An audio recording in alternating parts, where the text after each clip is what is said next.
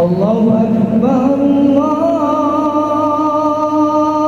Allahu Akbar, la ilaha illallah.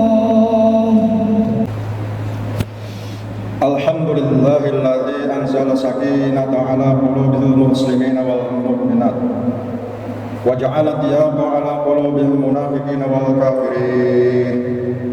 Asyhadu an la ilaha illallah wal malikul haqqul mubin wa asyhadu anna sayyidana wa maulana Muhammadan abduhu wa rasuluhu shadiqul wa'dil amin. Allahumma shalli wa sallim wa barik ala sayyidina wa maulana Muhammadinil mab'uts rahmatan lil alamin wa ala alihi wa ashabihi wat tabi'in. La haula wa la quwwata illa billahil aliyyil azim. Fa ya ayyuhal hadirun ittaqullaha haqqa tuqatih wa la tamutunna illa wa antum muslimun. Wa qala ta'ala fi ayatin ukhra, a'udzu billahi minasyaitonir rajim. وَلَنَبْلُوَنَّكُمْ بِشَيْءٍ مِنَ الْخَوْفِ وَالْجُوعِ وَنَقْصٍ مِنَ الْأَمْوَالِ وَالْأَنفُسِ وَالثَّمَرَاتِ وَبَشِّرِ الصَّابِرِينَ الَّذِينَ إِذَا أَصَابَتْهُمْ مُصِيبَةٌ قَالُوا إِنَّا لِلَّهِ وَإِنَّا إِلَيْهِ راجعون. وقال رسول الله صلى الله عليه وسلم اتق الله حيثما كنت وعبد سيئة الحسنة تمحوها وخالق الناس بخلق حسن. Sadaqallahul azim wa ballagha rasuluhun nabiyul habibul karim wa nahnu lahu ala dzalika minasy syahidin wa syakirin. Alhamdulillahi rabbil alamin. Masyarul muslimin zumratul mukminin rahimakumullah. Di kesempatan siang hari ini di tempat yang mulia ini, khatib tidak jemu-jemunya menyampaikan suatu nasihat dan petua ataupun wasiat khususnya untuk pribadi khatib dan umumnya untuk jamaah sekalian. Marilah kita bersama-sama meningkatkan ketakwaan kita kepada Allah Subhanahu wa taala. Ketakwaan dalam arti melaksanakan segala perintahnya dan meninggalkan segala apa yang dilarangnya. Sebagaimana dinukil oleh para ulama, ketakwaan memiliki definisi secara umum, yaitu intisalul awamirillah wa ijtinabun nawahi sirran wa alaniyatan batinan wa dhahiran. Ketakwaan itu melaksanakan segala apa yang diperintahkan Allah dan meninggalkan apa yang dilarangnya, baik dalam keadaan terang-terangan maupun sembunyi-sembunyi, ataupun baik secara batinnya maupun zahiriyah. Hadirin yang dirahmati Allah, karena ketakwaan itu modal utama bagi seorang hamba untuk bekal ila yaumil ma'ad, menghadap kepada ilahi rabbi. Sebagaimana firman Allah, wa tazawwadu fa inna khairaz zadi taqwa, dan perbanyaklah bekal oleh kalian karena sebaik-baiknya bekal adalah takwa. Hadirin yang dirahmati Allah Subhanahu wa taala, siang hari ini khatib tetap akan mengingatkan pada saudara-saudara kita sekalian. Beberapa minggu yang lalu di bulan-bulan ini pula Indonesia diguncang suatu musibah, khususnya wilayah Cianjur. Terjadi musibah yang kita tidak duga, yang berkekuatan sekitar 5,6 magnitudo. Itu merupakan suatu peringatan bagi kita. Apakah itu ujian atau peringatan? Insya Allah kita akan saling bermuhasabah di kesempatan siang hari ini. Bagi kita menyikapinya, kita harus memiliki rasa tenggang rasa kepedulian sosial. Saudara-saudara kita alhamdulillah mendapat bantuan dari berbagai kalangan, bukan hanya di wilayah sekitar, tetapi juga lintas pulau, bahkan beberapa negara pun menyalurkan beberapa bantuannya. Alhamdulillah kita semua sebagai umat Islam memiliki kepedulian yang tinggi, sehingga kita menyisihkan sebagian rezeki kita untuk saling bantu-membantu. Hadirin yang dirahmati Allah Subhanahu wa taala, kondisi seperti itu banyak kalangan memberikan penilaian. Konon kabarnya gempa Cianjur akibat daripada lempengan bumi, kata ahli BMKG dan geologi. Gempa Cianjur berakibat dari pergeseran tanah yang renggang dan retak menurut para ahli pertanahan nasional. Gempa Cianjur disebabkan oleh karena ketidakdisiplinan lingkungan menurut berdasarkan pengamat tata kota dan lingkungan. Ada yang berpendapat bahwa gempa Cianjur merupakan lingkungan ataupun alam sudah tidak bersahabat lagi dengan kita, kata Ebit. Kalau tidak percaya, tanya pada rumput yang bergoyang. Itu merupakan isyarat bagi kita bahwa semua analisa-analisa itu kita sikapi dengan bijak. Silakan memberikan analisa. Akan tetapi di kesempatan siang hari ini Khatib akan menyampaikan analisa gempa secara umum bahwa dalam sudut pandang kacamata agama. Hadirin yang dirahmati Allah Subhanahu wa taala. Dalam kacamata agama, musibah itu memiliki 3 dimensi. Apakah musibah yang di Cianjur, di Bengkulu, Aceh, atau yang lainnya? Itu musibah memiliki 3 dimensi. Pertama, musibah bisa kita nilai dari sisi sudut pandang itu merupakan ujian. Musibah tersebut kita potret sebagai teguran. Musibah tersebut bisa kita potret sebagai azab. Diposisikan yang mana musibah dan kategori apa musibah tersebut kita nilai? Kalau musibah itu berdasarkan ujian atau cobaan, maka itu dikhususkan orang muslim yang taat. Cianjur tahu sendiri, Cianjur kota santri, taat, beriman. Belum dilebarkan ke atasnya Cianjur ada apa belum? Cianjur kota beriman, kota taat. Manakala kita melihat dari satelit atas, berjamur itu yang namanya pondok pesantren, ibtidaiyah, perguruan. Cianjur orang baik, banyak orang yang soleh. Nah, musibah manakala dipotret dalam skala atau dimensi teguran Allah, itu dikhususkan untuk orang yang mukmin tapi bermaksiat. Yang mana nanti bisa dipotret cross check. Musibah yang ketiga, kalau dipotret dalam dimensi azab, dikhususkan untuk orang-orang kafir. Jadi hadirin sekalian, menyikapi permasalahan ini tidak secara general. Wah masyarakat, wah orang baik, wah tanda tanya ini kenapa? Tidak boleh bertanya ini kenapa. Allah Subhanahu wa taala telah menegaskan kategori-kategori ujian itu seperti apa, dijelaskan di dalam Al-Qur'an surat Al-Baqarah 155 dan 156. Allah Subhanahu wa taala berfirman, A'udzubillahi minasyaitonir rajim. Walanabluwannakum bisyai'in minal khawfi wal ju' wa naqsin minal amwali wal anfusi was samarat wa basyiris sabirin alladzina idza asabathum musibah qalu inna lillahi wa inna ilaihi raji'un.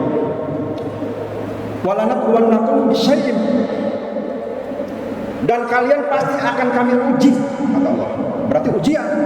Kalau di dalam lingkungan yang mendapat musibah itu orang mukmin, orang muslim tulen, insya Allah itu ujian dan akan mendapat berkah dan rahmat Allah. Bila mana sabar. Di dalam ayat ini, di penghujung ayat ini dijelaskan apabila sabar. Minal khawf, Allah akan mengujinya daripada rasa kekhawatiran. Pertama, musibah itu nggak selalu harus hancur berantakan dengan lingkungan. Tidak, musibah itu bisa muncul dalam diri sendiri atau dengan lingkungan. Dijelaskan minal khawfi wal ju', yaitu kekhawatiran atas rasa kelaparan, khawatir istri minggat, khawatir di PHK, khawatir di rolling, khawatir. Semua perasaan hati menggeluh itu bagian daripada musibah, bagian daripada ujian Allah pada diri kita sebagai umat Islam. Yaitu wal ju', rasa kelaparan. Kenapa lapar? Karena musim paceklik. Gagal panen musim hujan, gagal panen musim kemarau. Apalagi dalam kondisi corona kemarin atau yang lalu, semua berantakan, perdagangan dan ekonomi, pertanian hancur lebur. Wa naqsin minal amwal, yaitu akan dikurangi rasa atau harta, akan dikurangi harta atau dihilangkan harta kita. Wal anfusi was samarat, yaitu pertanian, jiwa kita juga merasa hilang. Saudara kita ada yang meninggal, semua perasaan-perasaan itu akan muncul sebagai musibah atau sebagai ujian Allah Subhanahu wa taala. Wa basyiris sabirin, Allah mengingatkan, maka bersabarlah dan bersabarlah atas orang-orang yang sabar. Alladzina idza asabathum musibah. Orang yang bersabar itu apabila ditimpa musibah, maka Allah berkata inna lillahi wa inna ilaihi raji'un. Seperti itu. Jadi umat Islam tetap memberikan nilai pahala manakala diberikan musibah, karena itu merupakan barokah dan memberikan introspeksi dan bermuhasabah kepada Allah Subhanahu wa taala. Nah, Hadirin yang dirahmati Allah. Kedua, musibah yang kedua apabila dipotret dalam skala kacamata teguran Allah atau peringatan Allah, ini dijelaskan di dalam Al-Quran surat Ar-Rum ayat 41. Zaharal fasadu fil barri wal bahri bima kasabat aydin nas liyudhiqahum ba'dal ladzi amilu la'allahum yarji'un. Ini merupakan ayat sebagai teguran Allah kepada orang Islam yang maksiat. Pada orang yang maksiat. Jadi kita atau wilayah tersebut apabila memang tidak ada maksiat, di sebelahnya bermaksiat, di atasnya bermaksiat, wilayah tersebut bersih dari maksiat, kita datang ke sana ke nyewa villa lalu bermaksiat kepada Allah SWT, mengundang menyewa villa, lalu mengundang artis-artis cantik, dihidangkannya makanan, bermain segala macam dan minum aneka, lalu malam-malamnya seperti apa di sana? Itu namanya mengundang murka Allah Subhanahu wa taala. Jadi ini bentuk kerusakan. Bentuk kerusakan umat Islam yang bermaksiat. Telah banyak kerusakan di darat dan di lautan disebabkan oleh tangan atau perbuatan manusia itu sendiri. Supaya Allah merasakan kepada mereka sebahagian dari akibat perbuatan mereka agar mereka kembali kepada jalan yang benar. Akibat ulah tangan sendiri banyak sekali longsor-longsor dan bencana-bencana alam, lapindo, longsor di mana-mana, itu merupakan ulah tangan manusia. Hadirin yang dirahmati Allah Subhanahu wa taala. Kalau itu dari sisi peringatan kepada alam. Kalau peringatan kepada diri seperti apa? Peringatan introspeksi kepada diri, kepada diri sendiri. Apabila hadirin yang hadir di sini mengintrospeksi diri, rambutnya mulai beruban, itu mulai peringatan. Kalau makan sudah mampu, uban bertaburan, kalau makan hanya mampu dengan bubur, itu peringatan. Akhirnya kita masuk ke liang kubur, itu peringatan terakhir Allah Subhanahu wa taala. Oleh karena itu mari kita menyikapi bagaimana menyikapi musibah ini, apakah musibah ini sebagai ujian atau teguran. Hadirin yang dirahmati Allah Subhanahu wa taala, yang terakhir ini musibah disikapi sebagai azab. Allah Subhanahu wa taala berfirman dalam surat Al-Imran ayat 112. A'udzubillahi minasyaitonir rajim. Duribat alaihim dhillatu aina masufifu illa bihablin minallah wa hablin minan nas. Wa ba'um bighadabin minallah wa duribat alaihim maskanah. Dzalika bi annahum kanu yaquluna bi ayatillah wa yaqtuluna al-anbiya bi ghairi haqq. Dzalika bima asaw wa kanu ya'tadun. Mereka itu diliputi kehinaan di mana saja berada. Asbabun nuzul ayat ini adalah ditujukan untuk orang-orang kafir, orang-orang Yahudi yang telah banyak membunuh 300 sampai 400 nabinya per hari. Kecuali itu mereka yang berpegang teguh pada tali Allah, tali agama Allah, dan berpegang teguh saling menjalankan silaturahmi atau perjanjian dengan manusia. Mereka mendapat murka Allah. Yang demikian itu mereka mengingkari ayat Allah dan membunuh para nabi. Yang demikian itu karena mereka durhaka dan melampaui batas. Hadirin yang dirahmati Allah, sikap yang melampaui batas yang diperingatkan oleh Allah adalah membunuh para nabi. Sebagian para mufassir menyikapi, menafsiri membunuh para nabi. Sekarang kan sudah tidak ada nabi. Zaman dulu, zamannya Bani Israel, nabi-nabi semuanya dibunuh-bunuh. Zaman sekarang tidak ada nabi. Kok diberlakukan pula?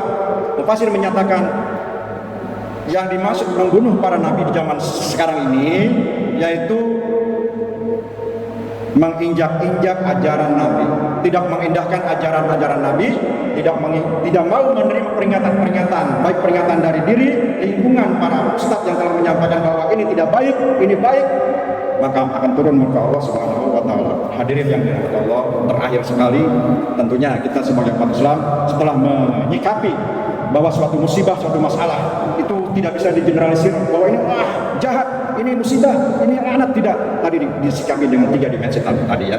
Hadirin yang dirahmati Allah, tentunya kita mengharap suatu solusi dari ajaran kita. Bagaimana sih solusinya? Bagaimana solusinya supaya musibah itu, gempa itu tidak menimpa kita, khususnya di Cikarang, apalagi tempat-tempat tertentu yang memang rawan-rawan terdampak daripada gempa. Solusinya bagaimana? Allah Subhanahu wa taala, Rasulullah sallallahu alaihi wasallam bersabda dalam hadis qudsinya, Allah Subhanahu wa taala berfirman, "Inni la ahamu bi ahlil ardi azaban." Aku kesal Allah, aku kepengen nih suatu daerah ini akan aku timpakan azab yang sangat pedih aku akan timpakan semuanya. Bayangkan kalau Allah sudah murka, akan aku timpakan azab, akan aku luluh lantakan semua daerah tersebut, kata Allah. Tetapi aku urungkan niatku ini, kemarahanku ini akan aku urungkan gara-gara tiga kelompok di daerah itu. Aku urungkan, aku gagalkan itu.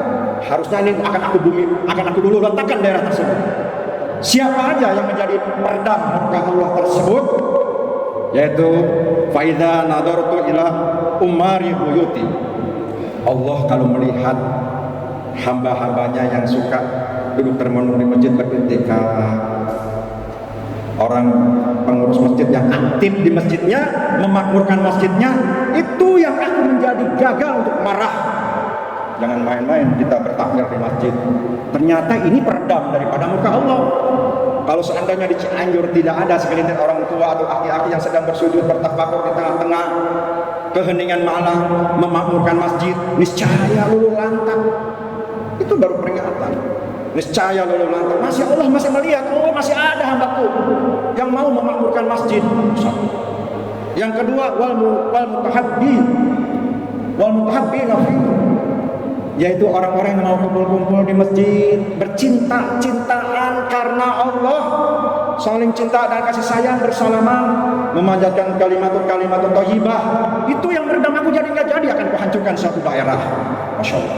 Yang ketiga, wal mustaghfirina bil ashar. Ternyata masih ada satu lagi. Kalau aku mau marah meredamkan satu wilayah tersebut, wal mustaghfirina bil arham, yaitu ada orang atau sekelompok orang yang membaca astagfirullahaladzim, astagfirullahaladzim. Ternyata istighfar itu merupakan peredam murka Allah Subhanahu wa taala. Ada sekelompok membacakan kalimat-kalimat thayyibah, beristighfar, beristighosah, berkumpul meminta hajat supaya tidak terjadinya bala dan bencana. Itu merupakan peredam murka Allah Subhanahu wa taala. Tidak Allah yang menyampaikan dalam hadis qudsinya. Mudah-mudahan kita semua dilindungi oleh Allah Subhanahu wa taala melalui khutbah singkat ini dan menjadi iktibar bagi kita sekalian untuk bisa mawas diri dan bisa meningkatkan kita kepada Allah, meningkatkan kita kepada Allah Subhanahu wa taala. Terakhir pernyataan Allah dalam Al-Quran surah Al-A'raf untuk kita renungkan, walau annal ahlal qura amanu wattaqau la fatahna 'alaihim barakatan minas sama'i wal ardh walakin kadzdzabu fa akhadnahum bima kanu yaksibun. Jikalau sekiranya penduduk negeri-negeri beriman dan bertakwa kepada Allah, pastilah kami akan turunkan, kami akan limpahkan pada mereka keberkahan dari langit dan keberkahan dari bumi. Tetapi mereka mendustakan ayat-ayat kami, maka kami siksa mereka perbuatannya. Mudah-mudahan kita bisa beristighfar kepada Allah di mana saja berada, kapan saja berada, dengan keadaan apapun kita tetap mau beristighfar kepada Allah Subhanahu wa taala. Barakallahu li wa lakum bil Qur'anil azim wa nafa'ani wa iyyakum bima fihi minal ayati wa dzikril hakim. Aqulu qouli hadza fastaghfiru innahu huwal ghafurur rahim.